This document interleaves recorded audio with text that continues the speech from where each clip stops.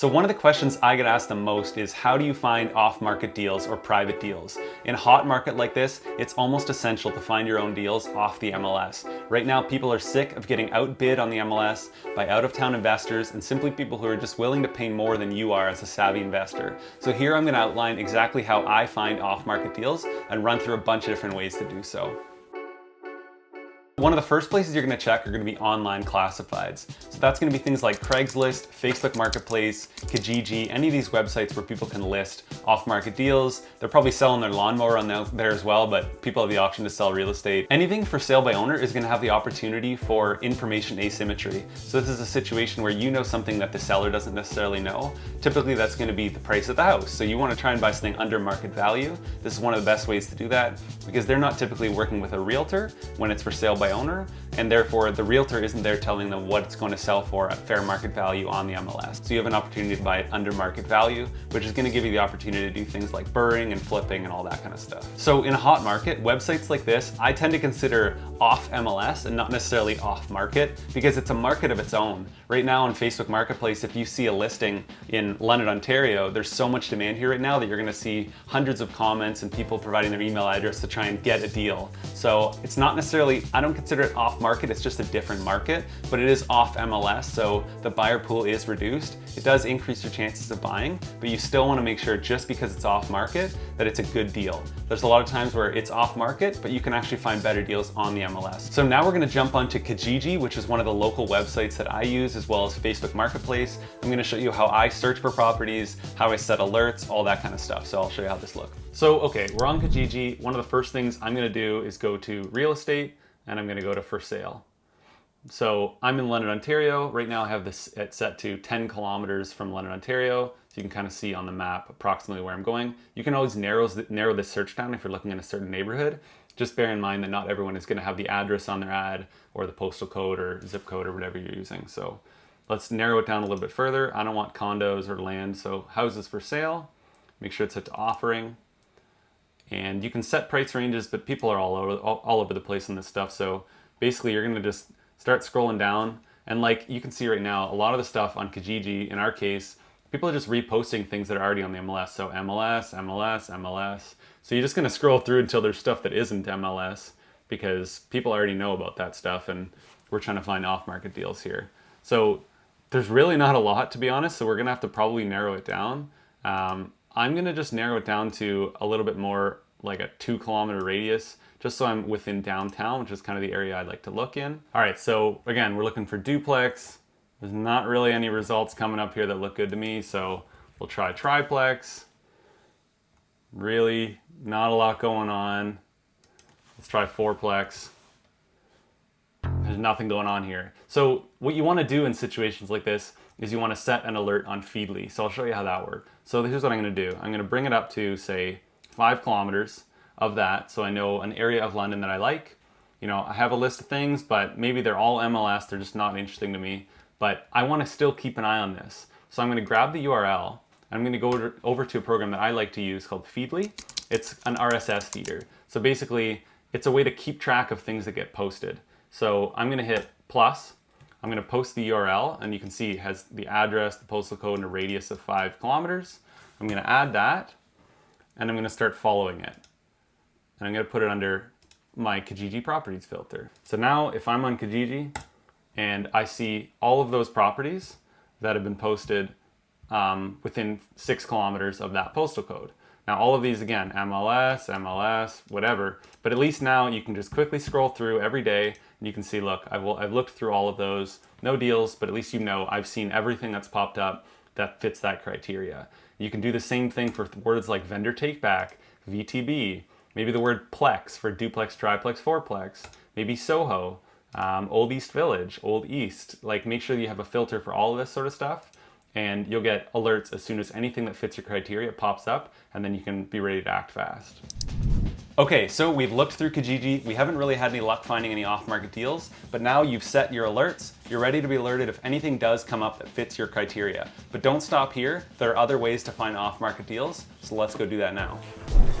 All right, so we didn't have any luck on Kijiji. Our alerts are all set though, so we're gonna go try driving for dollars and door knocking. So we're gonna look around a specific neighborhood, find some properties that are, maybe they have some bad roofs or overgrown lawns or whatever it may be. So I'm gonna show you how that works, and we'll go knocking on some doors as well. All right, so one of my #1 tips, and it's not that unique of a tip, but it's something that's important to do, offer a finder's fee to people. So not just the people in your real estate network, but also the people in your neighborhood, your junk removal guy, your pest control guy, any of this stuff. Maybe you're even your mail delivery person. Let everyone know that you're willing to pay a $1,000 finder's fee if they bring a deal to you. So all they need to bring to you is a phone number, and you're ready to say, hey, if I close on that property, I'll give you $1,000. And make sure that you're top of mind with that person, and they know that if anything comes up, if a property comes up for sale somewhere that is off market, they'll call you first, and I've had a lot of success with that.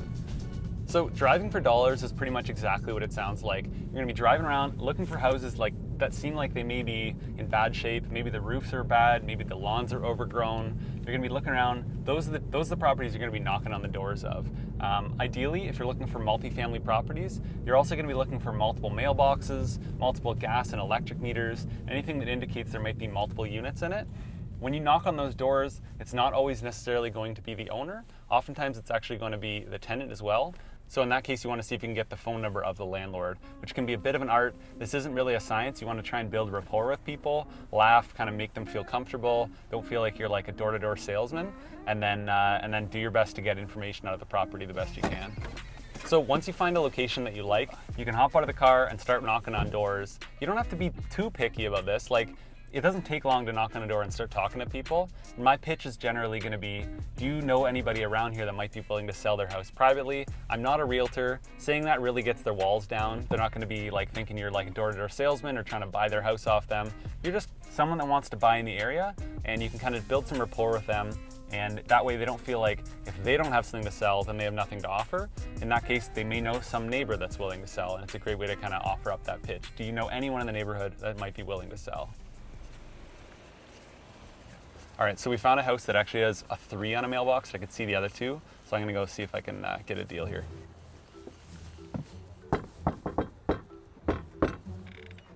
Hi there, sorry to interrupt. Oh, it's cute. I was wondering, I've been walking around the neighborhood. I'm trying to find a property that I can purchase, but right now the real estate market's kind of hot, so I'm just knocking on doors to see if anyone, if you know anyone around here that might be open to or willing to sell privately. I'm not a realtor or anything like that. There are about 4 houses. They had it up for sale. They wanted a lot of money for it. And then it got it ended up going expiring kind of thing, probably. I think so. Yeah, no one bought it.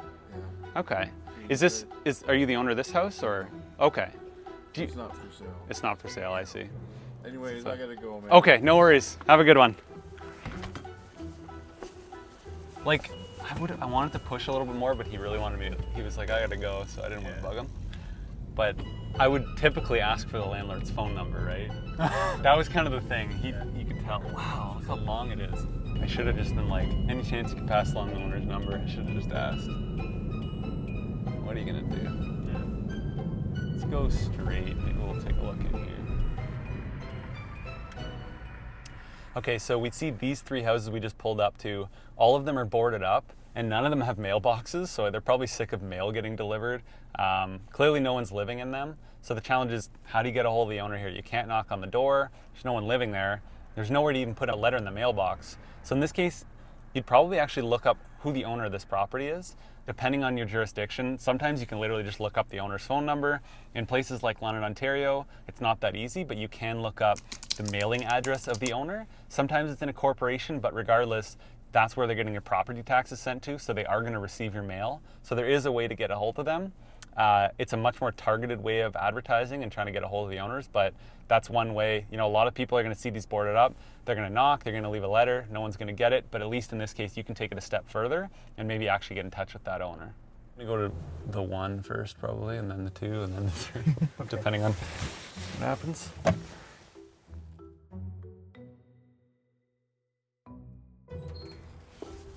Hi there. I'm just a neighbor. I've been walking around. I've been trying to find a house to purchase in the area, but I've had trouble finding because the real estate market's really hot right now. Yeah. Do you know anyone in the neighborhood that might be looking to sell their house privately, like without a realtor or anything like that? Just like a You're asking the wrong person. Yeah. You're asking the wrong person. No, not familiar. No. Yeah. No. Okay, no worries. Do you know if you'd be willing to pass along the number of your landlord so I can talk to him? Or No, I can't do that no? either. Okay. Because I know for a fact he's not willing to sell. Oh, really? Yeah. Does he own other stuff in the area and stuff as well, or he's just not interested? That I can't tell you. Okay, no worries. Is there any chance I could pass along my number and you could pass it to him if in case there is interest? That way. I can tell. You can give me your number all you Yeah. want. You can talk to him all you want until you ruin a fight, and I can guarantee you he's going to tell you no. Really, eh? Yes. Do you mind if I got his number just to see if I could call him and see? Yeah, I do mind. Yeah, you do. Okay. And I could give you mine though, and that'd be okay, or it doesn't. You can. I can pass it on to him, but the only thing he's going to do with it is throw it in the Yeah, he's just not interested at all, eh? No. Yeah. He's not. Well, if you wouldn't mind, if I could write it down or whatever, if I could write down my number, appreciate it. You can write it on that napkin. Okay. I'm not sure if it's going to work or not. It's all good. Give it a try. Yeah. All right. And I'll put my name as well. I appreciate it. No problem. I'll pass it along to him, but You can tell him I'm not a realtor. I'm just an investor looking in the area. Yeah. I'll pass it on to him. You never know, right? Exactly. You never know. Well, thanks so much. Like I said, I can almost guarantee you that you won't hear from him. Yeah. Well, I appreciate you trying. No, I appreciate you trying. Yeah. Yeah. Well, I appreciate your time. No problem. Have a good weekend. Yep. No luck. You know, maybe they'll take the number that I passed along and give me a call, but it doesn't sound like the guy wants to sell. Yeah, trying to get through the tenant, trying to get a hold of the owner is a bit tough. Oftentimes they're not willing to provide the landlord's number, but you can provide your number to them. And something I wasn't doing there that I probably should have is offering the tenant a finder's fee. So like, look, if you're willing to pass this along to your landlord and I end up buying the house, I'll give you a $1,000 finder's fee. So it's worth doing that stuff as well. So another thing people do a lot of is flyer campaigns. So this is physical letters that they're sending out in the mail. You're either going to be dropping them off yourself or you're going to be going and hiring people to drop them off. So you can do handwritten letters, which are just handwritten photocopied letters saying that you'd like to buy houses. Some people do professional ones with a watermark and a professional company logo. So with the handwritten letters, people are going to approach it with a very unprofessional approach, and it's sort of intentional. So the idea is that you're just somebody who's trying to buy a house, and they're going to take that and they're going to photocopy it and make it look like it's a handwritten letter. People know it's not when they actually receive it, but it's a little more informal. People feel a little more comfortable, maybe let their guard down. But the idea is just, you know, we can buy your house, we can buy it as is. We don't have to worry about, you know, the condition it's in or anything like that. We don't have to worry about, you know, getting a mortgage, we're gonna close on it cash, all that stuff. So people list all those things in the letters. Some people like to approach it as a couple. So like, hey, look, me and my girlfriend, we're buying houses right now, or me and my fiance or whatever. And like, once again, gets their guard down. They're a little more likely to actually call you. It's not some giant conglomerate that's buying houses and trying to take advantage of people. You're just trying to get a house that's off market. So another thing people do a lot of are bandit signs. So this is those "We Buy Houses" signs that you see stuck all over lawns. People tend to do them on populated street corners, often where there's lots of cars driving by. It does generate a ton of leads. I personally don't recommend it. In most jurisdictions, it's not going to be legal. So you're gonna have to look into what does your city allow, see if it's an option for you. Maybe you can put it on your own lawns on properties you actually own. But in general, not something I recommend, although it does tend to work well for people. That one's interesting.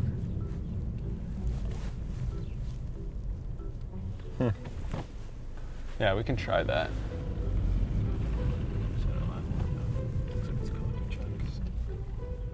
Yeah, eh? I don't know what that is. Oh, he's picking up garbage too. I might just go talk to him again. Oh. Excuse me. Hey there. I'm walking around the neighborhood. I'm trying to find anyone who might be willing to sell a house privately. I'm not like a realtor or anything like that, but you know, the market's hot right now, so I'm having trouble. Are you the owner or? I'm the owner.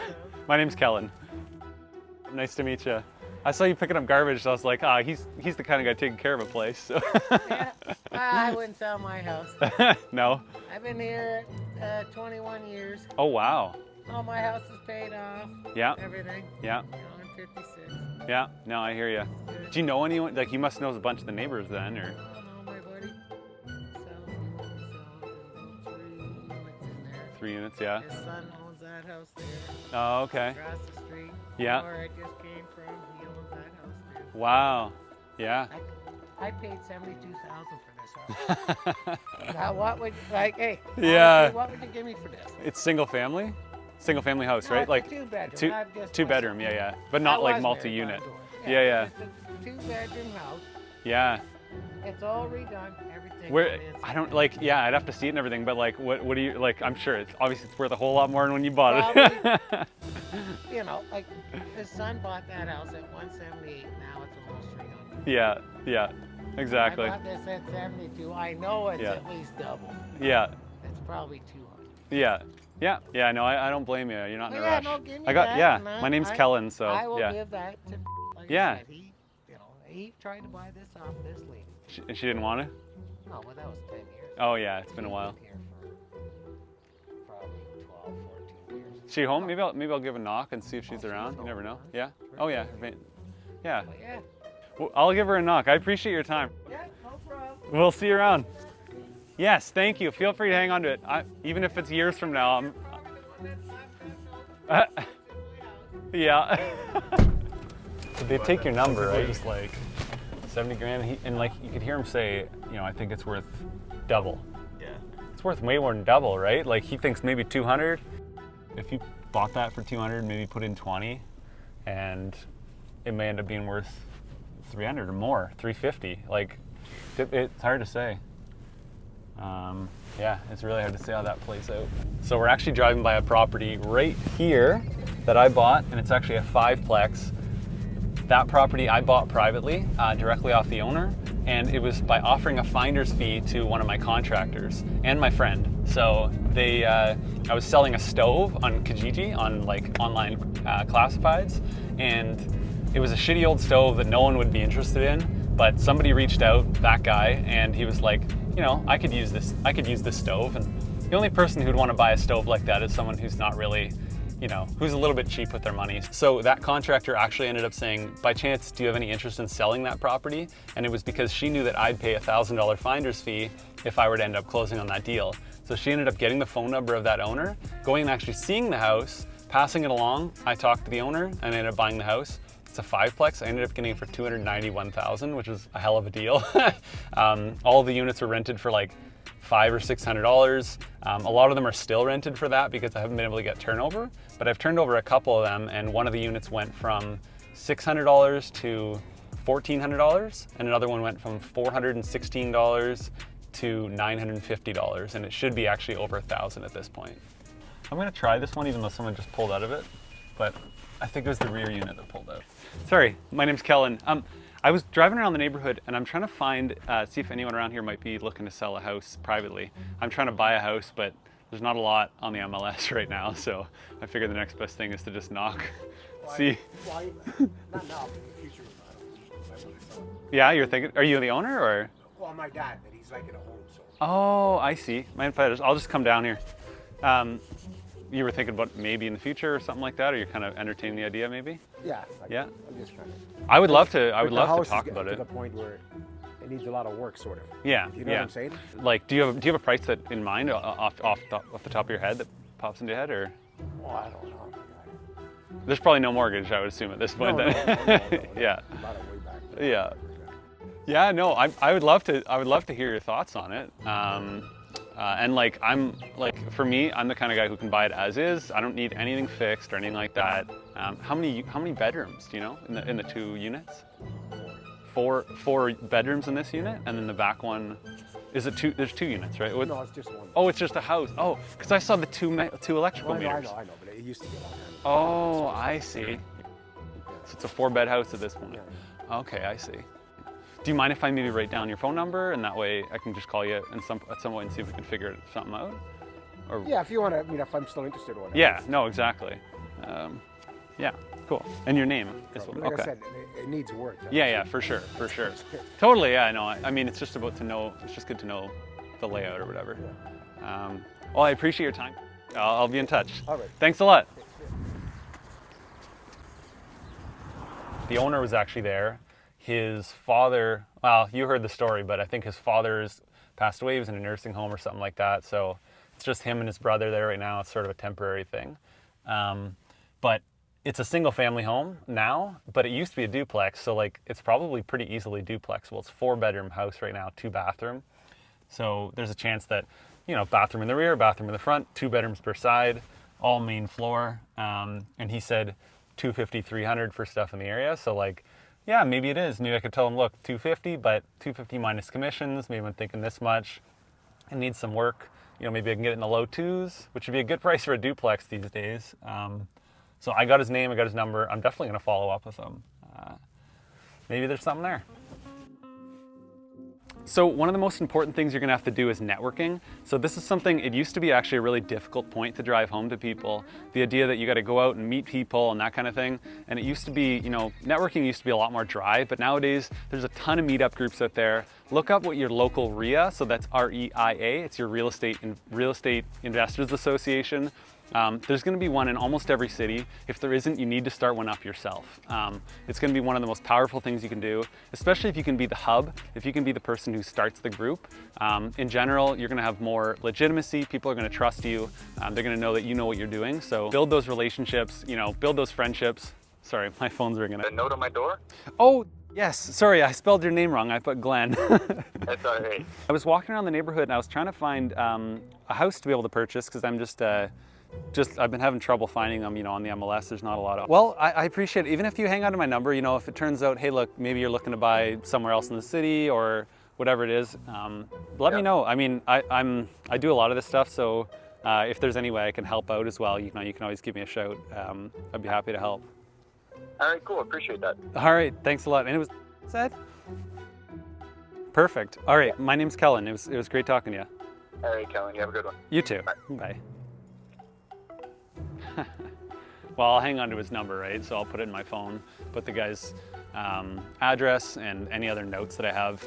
You know, the guy's looking to buy a house in the country. Maybe I can hook him up with a realtor who can find an off-market deal in the country for him. Sounds like he hasn't had an appraiser in there for a couple of decades. Odds are pretty good he has no mortgage on the property. That means there's probably potential for a vendor take-back, depending on if he needs access to that capital, all that kind of thing. So it's important to understand all that part of their story, write it in the notes on your contact so that, you know, a year or two from now, if you do hear from the guy or you reach out to him again, you'll know exactly what you're dealing with. So another really important one is pocket listings. So realtors often have properties that they haven't listed on the MLS yet, and you want to build relationships with them in order to be able to get access to that deal when other people don't know about it. So I actually know somebody who bought a property and sold it right after closing and made $30,000, and I think she did that twice. So that's called wholesaling. It's when you buy a property, you don't even have to put any work into it. You can just buy it under market value and sell it. And pocket listings is a great way to get those deals.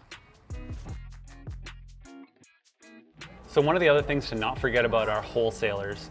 Wholesalers, there should be a lot of them in your area. If there aren't, it's something you should consider doing yourself, especially if you have a lot of buyers in your area. Wholesalers are essentially doing everything we've just talked about on this list, and then they're getting it under contract, which is a signed offer. They're gonna then take that offer and hand it to you and put your name on that offer, and you're gonna pay them a fee.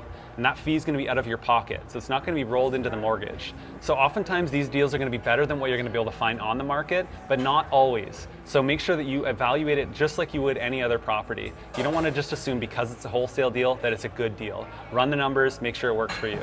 So if you do get a property under contract, and it's something that isn't necessarily something that you want for yourself, keep that contract, make it assignable, which means you can assign that contract to someone else and put their name on it, and now you can act as a wholesaler to somebody else and you can make that fee as well. So you want to find out how to find wholesalers, talk to other investors in your network, Google it, look on Facebook. There's plenty of these people doing this stuff, and like I said, if you can't find them yourself, it means there's a good opportunity for you to start doing it yourself as well. So to sort of wrap things up, even if you're not wholesaling the deal and you find a property and it works for you, you've done something on this list, now you have someone who's like, yep, I'm willing to sell you my property, get it under contract, ideally same day. people change their minds really quickly. If you're like, we're good, we got a verbal accepted offer, get it under contract same day, maybe next day, worst case scenario, people change their minds really quickly. Maybe they talk to a realtor and say, actually, I want to get it appraised. Maybe the appraisal comes back higher.